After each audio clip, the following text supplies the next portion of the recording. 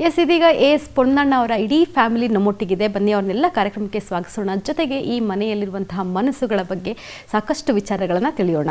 ಮೊದಲಿಗೆ ನಮ್ಮ ಜೊತೆಲಿದ್ದಾರೆ ಕಾಂಚನ ಅವರು, ಎಸ್ ಪೊನ್ನಣ್ಣ ಅವರ ಧರ್ಮಪತ್ನಿ. ಕಾರ್ಯಕ್ರಮಕ್ಕೆ ಸ್ವಾಗತ madam. Thank you. Okay, Ponnanna ಅವರಿಗೆ ಇಬ್ಬರು ಮುದ್ದಾದ ಹೆಣ್ಮಕ್ಳಿದ್ದಾರೆ. ಸೊ ಅವರಿಬ್ಬರನ್ನು ಕಾರ್ಯಕ್ರಮಕ್ಕೆ ಪರಿಚಯ ಮಾಡಿಸ್ತಾ ಇದ್ದೀನಿ. ಸೊ ಹಾನಾ ಇವಾಗ ಅವರು 12th ಸ್ಟ್ಯಾಂಡರ್ಡಲ್ಲಿ ಓದ್ತಾ ಇದ್ದಾರೆ. ಹಾನಾ, ಕಾರ್ಯಕ್ರಮಕ್ಕೆ ಸ್ವಾಗತ. Thank you. ತಾಶಾ ಇದ್ದಾರೆ ನಮ್ಮ ಜೊತೆಲಿ. ಹಾಯ್ ತಾಶಾ. ಹಾಯ್. ಸೊ ಕಾಂಚನ ಅವ್ರನ್ನ ಮಾತಾಡ್ಸೋಣ ಮೊದಲಿಗೆ, ಯಾಕಂದರೆ ಈ ಮನೆಯ ಹೋಮ್ ಮಿನಿಸ್ಟರ್ ಅವರೇ. ಸೊ ಸರ್ ಬ್ಯಾಂಗ್ಳೂರು, ವಿರಾಜಪೇಟೆ ಎರಡೂ ಕಡೆನೂ ಇರ್ತಾರೆ. ಸೊ ಸರ್ ವಿರಾಜಪೇಟೆಲಿದ್ದಾಗ ಯಾವ ರೀತಿಯಾಗಿ ನೀವು ಮಿಸ್ ಮಾಡ್ಕೊತೀರಾ ಬ್ಯಾಂಗ್ಳೂರಿನಲ್ಲಿ ಅವ್ರನ್ನ? ಮೇನ್ ಮಿಸ್ ಮಾಡೋದಂದರೆ ಮಕ್ಳ ಬಗ್ಗೆ ಏನಾದರೂ ಇದ್ದರೆ ಹೇಳ್ಕೊಳ್ಳೋಕ್ಕೆ, ಇಲ್ಲಾಂದರೆ ಮೋಸ್ಟ್ ಆಫ್ ದ ಥಿಂಗ್ಸ್ ನಾನೇ ಮ್ಯಾನೇಜ್ ಮಾಡ್ತೀನಿ. ಆ್ಯಂಡ್ ಅಫ್ಕೋರ್ಸ್ ಅವ್ರ ಪ್ರೆಸೆನ್ಸ್ ಇಲ್ಲಿ ಮಿಸ್ ಆಗುತ್ತೆ, ಮಕ್ಕಳಿಗೆ ತುಂಬ ಮಿಸ್ ಆಗ್ತಾರೆ. ಸೊ ಮೇಡಮ್, ಬೇಸಿಕಲಿ ನೀವು ಎಲ್ಲಿಯವರು?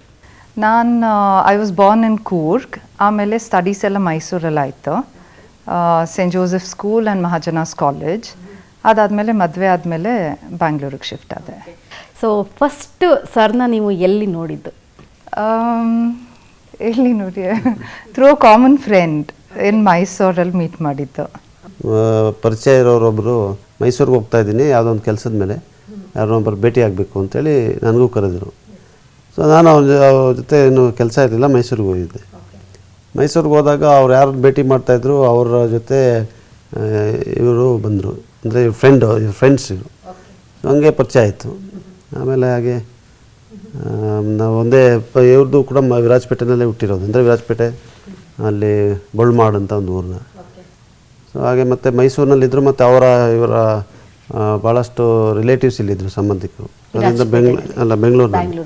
ಸೊ ಬೆಂಗಳೂರಿಗೆ ಬರೋದಕ್ಕೆ ಕೂಡ ಸುಲಭ ಇರ್ತಾಯಿತ್ತು. ಓಕೆ.